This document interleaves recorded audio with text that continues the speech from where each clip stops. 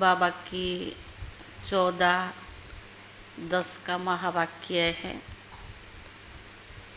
बाबा हमें रोज़, चाहे अव्यक्त मुरली है चाहे साकार मुरली है, उसमें बाबा रोज़ हमें अच्छी अच्छी शिक्षाएं देते हैं, समझानी देते हैं, ताकि हम उनको धारण करके बाप समान बने। पर चलते चलते ब्राह्मण जीवन में होता क्या है, संग दुष में आकर हम अपनी अवस्था को बनाने के बजाय बिगाड़ देते हैं। आज बाबा ने सार में ही बोला, hear no evil, see no evil, talk no evil. संग ऐसा हो जिस संग से आपकी उन्नति होता रहे, ऐसे संग ना हो जो पर चिंतन पर दर्शन में लगकर अपनी अवस्था को बिगाड़ते रहो। तो बाबा ने कहा, अगर संग दुष में आकर पर चिंतन करते, इधर उधर की बातें करते, तो गुटखा खाते हैं। उनका बुद्धि योग बाबा से लग नहीं सकता है। जब भगवान से बुद्धि योग नहीं लगता तो प्राप्ति कहाँ होगी। जो बाबा कहता है योग बल इकट्ठा करो, तो कैसे होगा।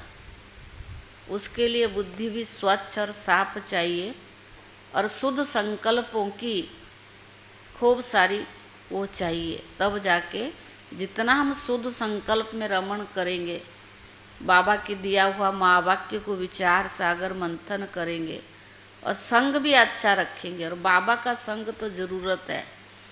चाहे हम कोई भी बाबा के बच्चों का संग ऐसा भी ना करे जिससे हमारी अवस्था बिगड़ता हो, पर संग भी अच्छा करे जो बाबा के साथ हमारा बुद्धि योग लगा रहे। बाबा ने कई प्रश्न में, इस समय किसी भी कोई भी धर्म संस्था है, उसको स्पिरिचुअलिटी नहीं कह सकते। एक बाबा जो अभी आदि सनातन देवी देवता धर्मों की स्थापना के लिए जो गीता ज्ञान दे रहा है, वही स्पिरिचुअल नॉलेज है। बाकी हमने जो द्वापर से अनेक गुरु गुसाइयाँ की है, उनको स्पिरिचुअलिटी की नहीं दे सकते हैं टाइटल। सार है मीठे बच्चे, हियर नो इविल। यहाँ तुम सत्संग में बैठे हो,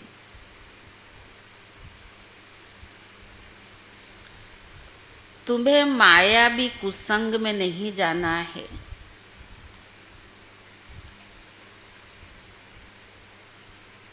तुम्हें मायावी कुसंग में नहीं जाना है। कुसंग लगने से ही संशय के रूप में घुट के आते हैं। कुसंग लगने से ही संशय के रूप में घुट के आते हैं। प्रश्न है, इस समय किसी भी मनुष्य को स्पिरिचुअल नहीं कह सकते, क्यों? इस समय किसी भी मनुष्य को स्पिरिचुअल नहीं कह सकते, क्यों?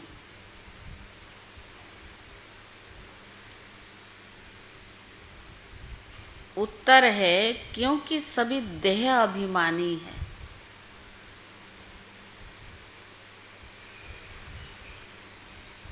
देह अभिमान वाले स्पिरिचुअल कैसे कहला सकते? देह अभिमान वाले स्पिरिचुअल कैसे कहला सकते हैं? स्पिरिचुअल फादर तो एक ही निराकार बाप है,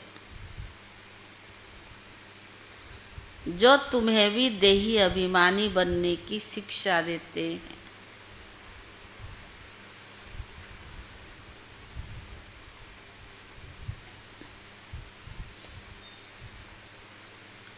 स्पिरिचुअल फादर तो एक ही निराकार बाप है, जो तुम्हें देही अभिमानी बनने की शिक्षा देते हैं। सुप्रीम का टाइटल किसी भी बाप को नहीं दे सकते, कितने भी धर्म स्थापक। सुप्रीम का टाइटल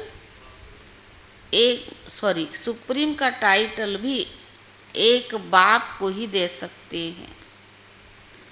बाप के सिवाय सुप्रीम कोई भी कहला नहीं सकता।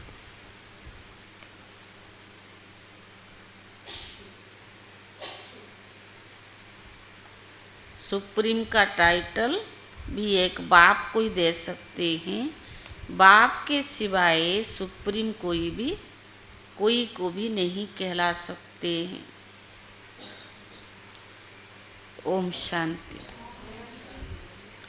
बच्चे जब यहाँ बैठते हो तो जानते हो बाबा हमारा बाप भी है, टीचर भी है और सतगुरु भी है। तीनों की दरकार रहती है ना। पहले बाप, फिर पढ़ाने वाला टीचर और पिछाड़ी में गुरु करते हैं। यहाँ याद भी ऐसे करना है क्योंकि ये नई बातें हैं ना। बेहद का बाप भी है, बेहद का माना सबका।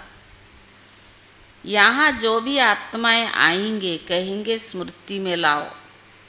इसमें किसी को संशय हो तो हाथ उठाओ।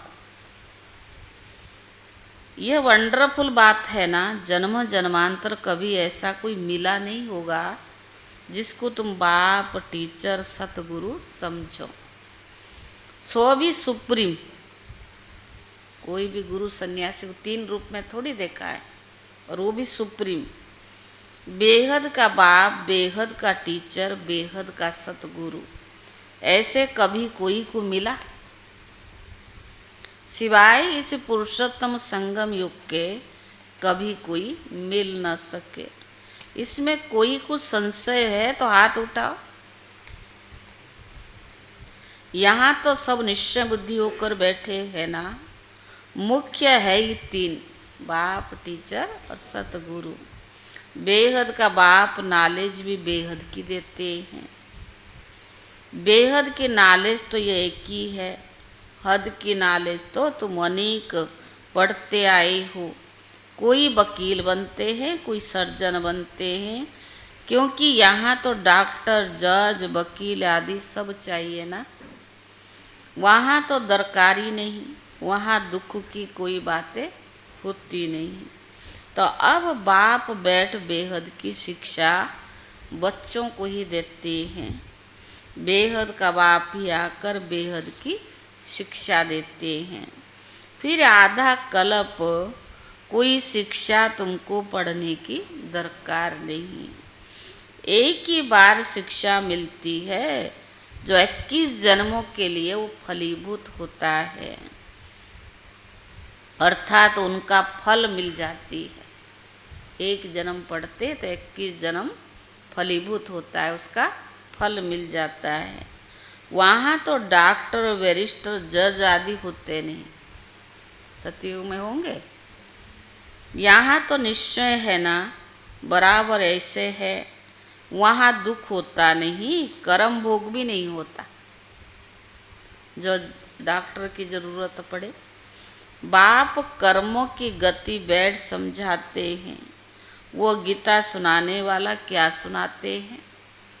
बाप कहते मैं तुम बच्चों को राजयोग सिखाता हूँ। उनमें भी तो लिख दिया है श्री कृष्ण भगवान उवाच, परंतु वह है देवी गुण वाला मनुष्य। शिव बाबा तो कोई नाम धरते ही नहीं है, उनका दूसरा नाम कोई है नहीं। अब बाप कहते मैं शरीर का लून लेता हूँ। यह शरीर रूपी मकान हमारा नहीं है, यह भी इनका मकान है। ब्रह्मा बाबा खिड़कियाँ आदि सब है। तो बाप समझाते हैं मैं तुम्हारा बेहद का बाप अर्थात सभी आत्माओं का बाप हूँ। पढ़ाता भी हूँ आत्माओं को। इनको कहा जाता है सुप्रीम फादर, अर्थात रूहानी बाप। और कोई भी रूहानी बाप और कोई को भी रूहानी बाप नहीं कहेंगे। यहाँ तो तुम बच्चे जानते हो ये बेहद का बाप है। अब स्पिरिचुअल कॉन्फ्रेंस हो रही है। वास्तव में स्पिरिचुअल कॉन्फ्रेंस तो है ही नहीं। वह तो सब बाबा ने कहा सच्चे स्पिरिचुअल है नहीं। भले कहते कि स्पिरिचुअल कॉन्फ्रेंस कर रहे, पर बाबा ने कहा वो सच्चे स्पिरिचुअल है नहीं, देह अभिमानी है ना। बाप कहते बच्चे देही अभिमानी भव, देह का अभिमान अब छोड़ो। ऐसे थोड़ी किसको कहेंगे, स्पिरिचुअल अक्षर अभी डालते हैं, आगे सिर्फ रिलीजियस कॉन्फ्रेंस कहते थे। स्पिरिचुअल का कोई अर्थ नहीं समझते हैं। स्पिरिचुअल फादर अर्थात निराकारी फादर, तुम आत्माएं हो स्पिरिचुअल बच्चे। स्पिरिचुअल बाप आकर, स्पिरिचुअल फादर आकर तुमको पढ़ाते हैं।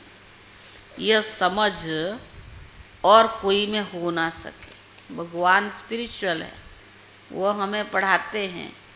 बाबा ने कहा ये समझ तुम बच्चों के सिवाय कोई में हो ना सके। बाप खुद बैठ बतलाते हैं कि मैं कौन हूँ। गीता में ये नहीं है। मैं तुमको बेहद की शिक्षा देता हूँ। इसमें वकील, जज, सर्जन आदि की दरकार नहीं। बाबा जो पढ़ाई पढ़ाता है उसमें वकील, जज, सर्जन आदि की दरकार नहीं। क्योंकि वहाँ एकदम सुख ही सुख है, दुख का नाम निशान नहीं होता है। यहाँ फिर सुख का नाम निशान नहीं है। इसको कहा जाता है प्रायलोप। सुख तो काक विष्टा के समान है। जरा सा सुख है तो बेहद सुख की नॉलेज कैसे दे सकते हैं। पहले जब देवी देवताओं का राज्य था, सत्यता 100% थी। अभी तो झूठ ही झूठ है। ये बेहद की नॉलेज है। तुम जानते हो ये मनुष्य सृष्टि रूपी झाड़ है, जिसका बीज रूप में ही हूँ। उनमें झाड़ की सारी नॉलेज है। मनुष्य को ये नॉलेज है ही नहीं है। मैं चैतन्य बीज रूप हूँ। मुझे कहते ही है ज्ञान का सागर। ज्ञान से सेकंड में गति सदगति होती है। मैं ही तो सबका बाप हूँ ना। मुझे पहचानने से तुम बच्चों को वर्षा मिल जाता है, परंतु ये राजधानी है ना। स्वर्ग में भी मर्तबे तो नंबरवार बहुत है। बाप एक ही पढ़ाई पढ़ाते हैं, पढ़ने वाले तो नंबरवार होते। पढ़ाई एक है, समय एक है, पढ़ाने वाला भी एक है, पर पढ़ने वाले नंबरवार है। उसमें फिर और कोई पढ़ाई की दरकार नहीं रहती है। वहाँ कोई बीमार होता नहीं, इसीलिए वहाँ डॉक्टर की पढ़ाई बाबा यहाँ नहीं पढ़ाता है।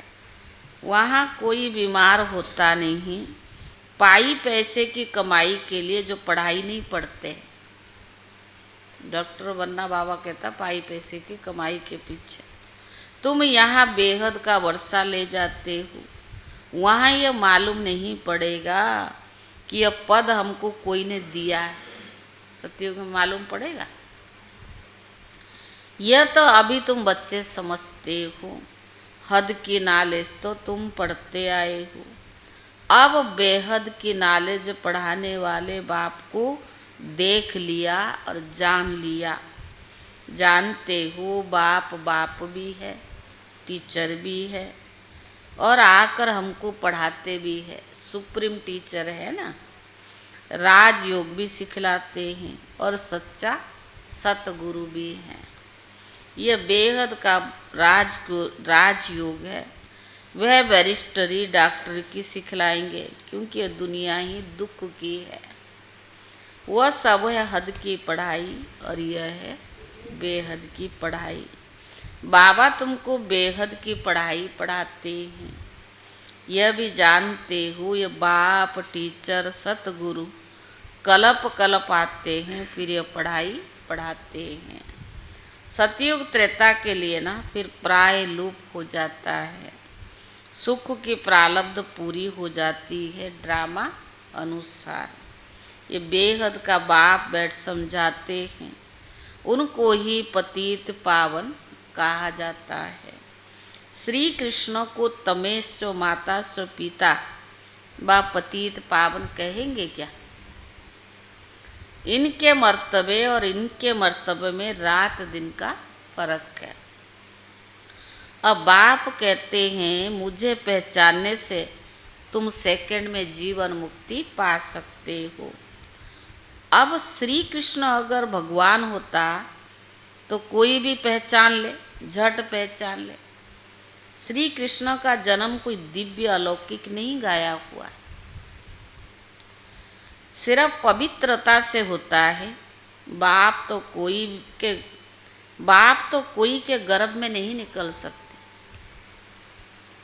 तो बाबा ने कहा समझाते मीठे मीठे रूहानी बच्चे, ये रो ही पड़ती है, आत्मा ही तो पढ़ती है ना। बाबा आत्म अभिमानी बनाने के लिए ये पढ़ाई पढ़ाता है। इसलिए बाबा रोज क्या कहते हैं, तुम अपने को भी आत्मा समझो, दूसरों को भी आत्मा समझो। पर आत्मा समझना देह अभिमान को खत्म करने का एक तरीका है। और जब आत्म अभिमानी बन जाते हैं, दृष्टि वृत्ति कृति सब हमारा क्या हो जाता, पवित्र होने लगती है। तो पवित्रता ब्राह्मण जीवन का क्या है, फाउंडेशन है।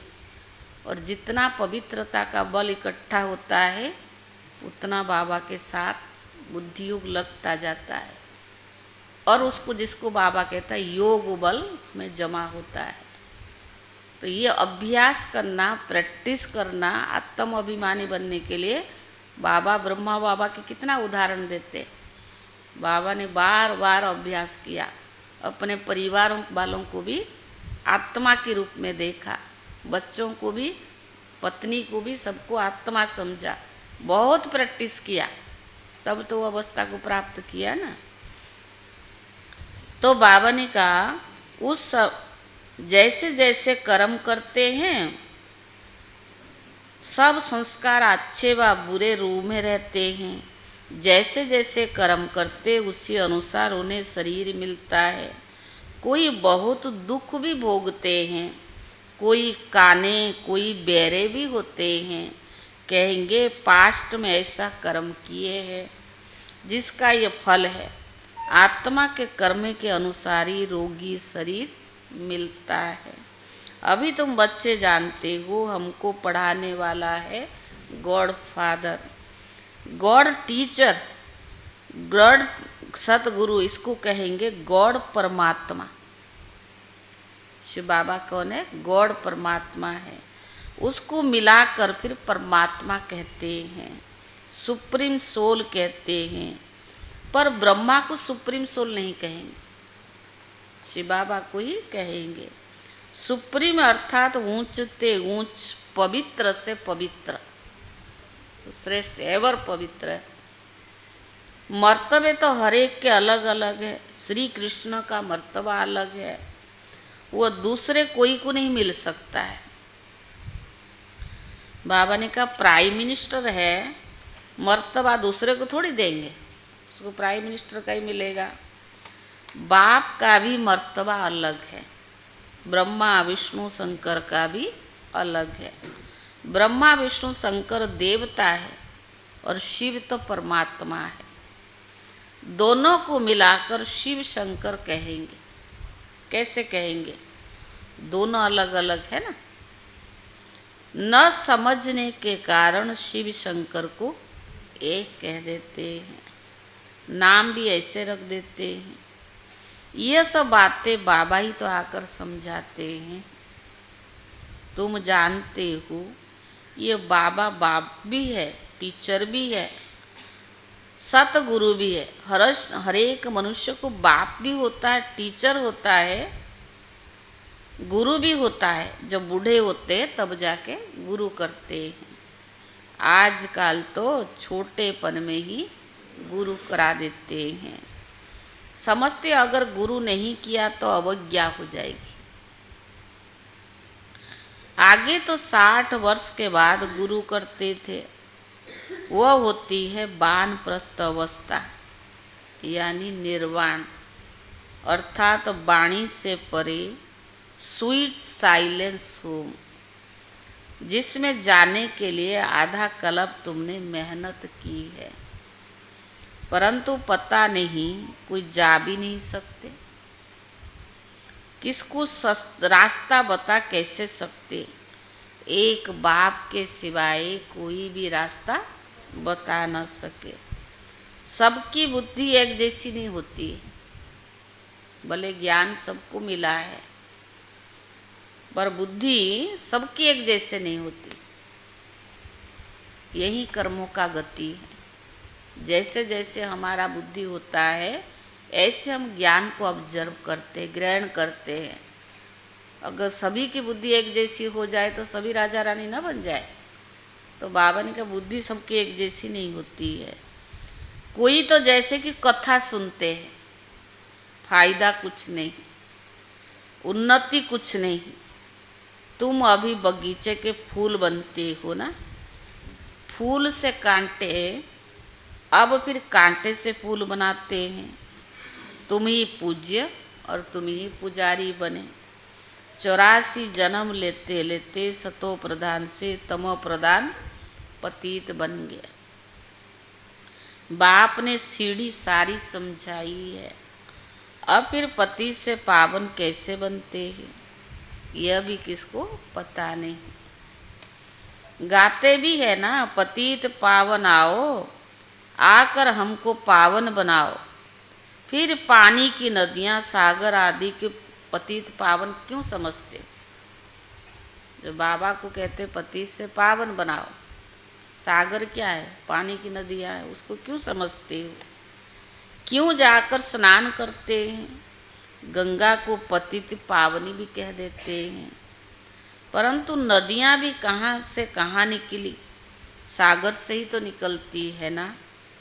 यह भी सागर की सभी संतान है। तो हर एक बात अच्छी रीति समझने की होती है ये सूक्ष्म बात। और लोगों ने स्थूल में पानी के सागर से मिला दिया है।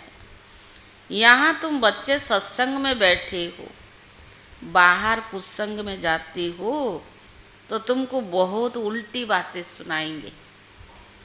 फिर ये इतनी सब बातें सब भूल जाएगी। उल्टी बातें जल्दी बुद्धि में बैठती है ना। जो इतनी सारी बाबा की मुरली सुने, समझा, फिर सब जाते ही खलास। कुसंग में आ जाने से गुटखा खाने लग पड़ते। बाबा जितना सुनाता है, जैसे वो बुराई की बातें बुद्धि में जल्दी बैठ जाती है ना, अगर अच्छा ही जो बाबा सुनाता है उतना बुद्धि में बैठ जाए तो गुटखा खाने की आवश्यकता नहीं। संशय का तब मालूम पड़ता है, परंतु ये बातें भूलनी नहीं चाहिए। जो बाबा सुनाता है भूलनी नहीं चाहिए, नहीं तो फिर संशय बुद्धि बन जाते हैं ना। अरे बाबा हमारा बेहद का बाप भी है, टीचर भी है, पार भी ले जाते हैं, इस निश्चय से तो तुम आए हो। वह सभी जिस्मानी लौकिक पढ़ाई, लौकिक भाषाएं है, यह है अलौकिक। बाप कहते मेरा जन्म भी अलौकिक है, मैं लोन लेता हूँ, पुरानी ज्योति लेता हूँ, सो भी पुराने ते पुरानी, सबसे पुरानी ये जूती। बाप ने जो लिया इसको लॉन्ग बूट कहते हैं। ये कितनी सहज बात है। यह कोई भूलने की नहीं है, परंतु माया इतनी सहज बात भी भुला देती है। बाप बाप भी है, बेहद का शिक्षा देने वाला भी है, और कोई भी शिक्षा दे न सके। भगवान एक ही रथ लेते हैं, जिसको भाग्यशाली रथ भी कहा जाता है, जिसमें बाबा की प्रवेशता होती है। पदमा पदम भाग्यशाली बनाने, बिल्कुल ही नज़दीक का दाना है। ब्रह्मा से विष्णु बनते हैं, शिव बाबा इनको भी तो बनाते हैं, तुमको भी इन द्वारा विश्व का मालिक बनाते हैं। विष्णु की पूरी स्थापना होती है, इसको कहा जाता है राजयोग राजाई स्थापन करने के लिए। अभी यहाँ सुन रही, यहाँ तो सब सुन रहे हैं, परंतु बाबा जानते हैं। मधुबन में जाते या सेंटर पर आते, सब तो सुन रहे हैं ना, परंतु बाबा क्या जानता है? हाँ,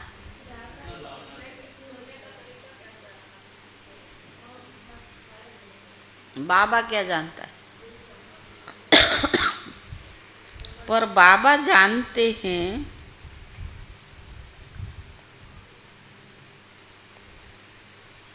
परंतु बाबा जानते बहुतों के कानों से बह जाता है। कान में सुनते हैं ना, कान से ही बह जाता है। कोई धारण कर और सुना सकते हैं, उनको कहा जाता है महारथी। जो सुनकर धारण करके सुनाते हैं उनको कहा जाता है महारथी। और कोई सुनकर कान से ही बह जाता है। सुनकर धारणा करते हैं, औरों को भी रुचि से समझाते हैं। महारथी समझाने वाला होगा तो झट समझेंगे। घोड़े सवार उससे कम है, प्यादे उससे और कम है। ये बात बाबा जानते हैं। कौन कौन महारथी, ये तो भगवान जानता है कौन कौन महारथी है। जो बाबा सुनाता है उसको सुनकर धारण करते हैं। कौन कौन घोड़े सवार है। अब इनमें मूंझने की कोई बात नहीं है, परंतु बाबा देखते रहते बच्चे मूंझते हैं तो फिर घुट के खाते रहते। कई तो आंखें बंद करके बैठते। कमाई में कोई गुटखा आता है क्या? आपको कुछ मिलने वाला होगा तो गुटखा आएगा? और भगवान इतना समझानी दे रहा है, इतना हमें पढ़ाई पढ़ा रहा है, प्राप्ति करा रहा है, फिर भी आंखें बंद रहती तो क्या कहेगी? है? कमाई में कभी थकावट नहीं होती है। उबासी है उदासी की निशानी। उबासी क्यों आती है? उदासी की निशानी है। कोई ना कोई के बातें के घुट के अंदर खाते रहने वालों को उबासी बहुत आती है। कोई बात को उसको अच्छे से पॉजिटिव में लेना है, नेगेटिव में सोच सोच के गुटखा खाते रहते तो बाबा की बातें कहाँ बैठेगी बुद्धि में? तो नहीं आएगी तो उदासी आएगी, उबासी आएगी, गुटखा खाएंगे। अरे अभी तुम बाप के घर में बैठे हो तो परिवार भी है, टीचर भी बनते हैं, गुरु भी बनते हैं रास्ता बताने के लिए। मास्टर गुरु कहा जाता है ना।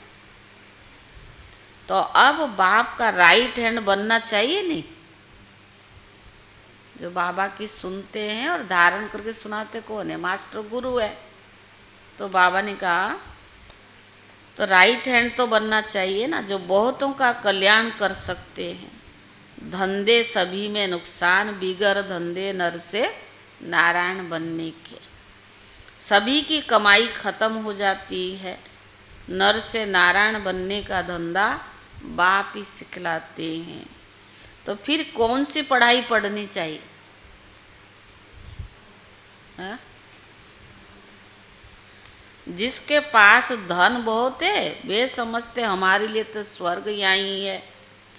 बापू गांधी ने राम राज्य स्थापन किया? पूछ रहा बाबू।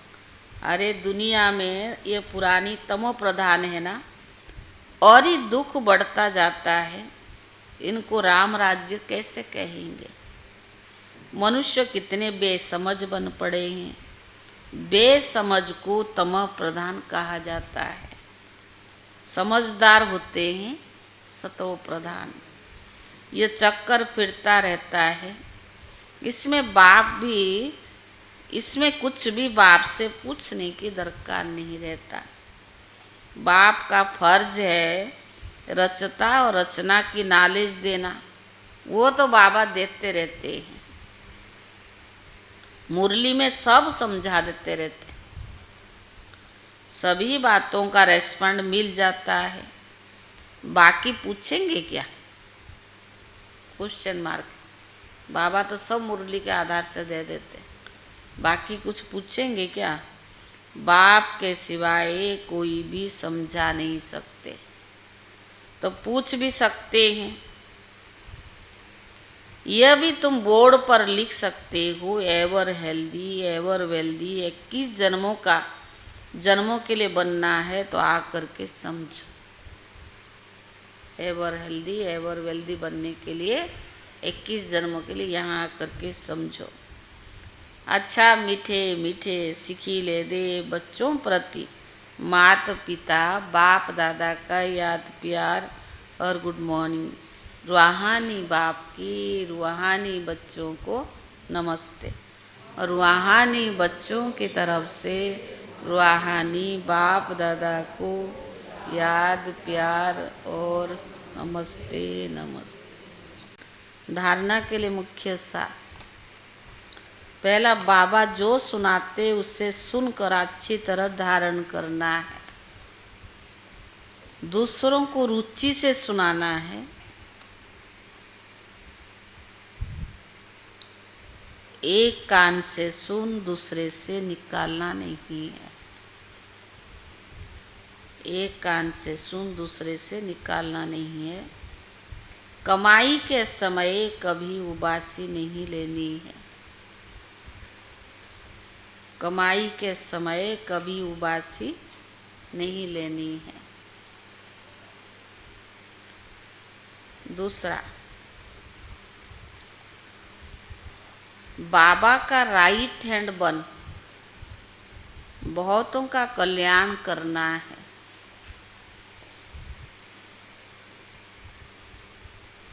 नर से नारायण बनने और बनाने का धंधा करना है।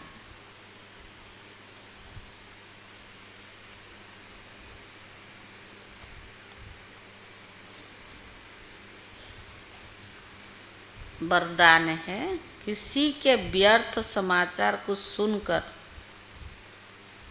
किसी के व्यर्थ समाचार को सुनकर इंटरेस्ट बढ़ाने के बजाय फुल स्टॉप लगाने वाले पर मत से मुक्त भव। किसी के व्यर्थ समाचार को सुनकर इंटरेस्ट बढ़ाने के बजाय फुल स्टॉप लगाने वाले पर मत से मुक्त भव।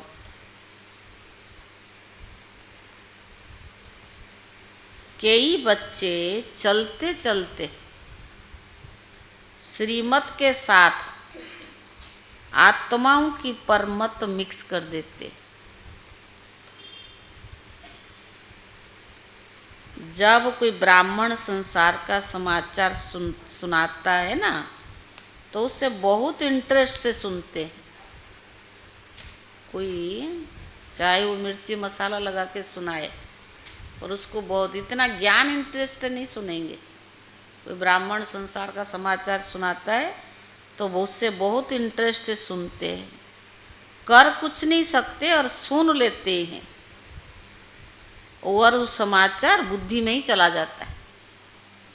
तो उसका विचार सागर मंथन चलता ना, ज्ञान नहीं चलता।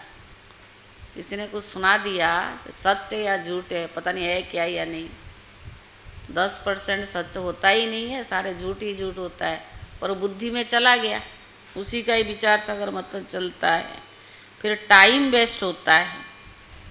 इसीलिए बाप की आज्ञा है, सुनते हुए भी ना सुनो। अगर कोई सुना दे तो भी आप फुल स्टॉप लगाओ। जिस व्यक्ति का सुना उसके प्रति दृष्टि व संकल्प में भी घृणा भाव नहीं हो, तब कहेंगे परमत से मुक्त। स्लोगन, जिनकी दिल विशाल है उनके सपन में भी हद के संस्कार इमर्ज नहीं हो सकते। जिनकी दिल विशाल है उनके सपन में भी बेहद हद के संस्कार इमर्ज नहीं हो सकते।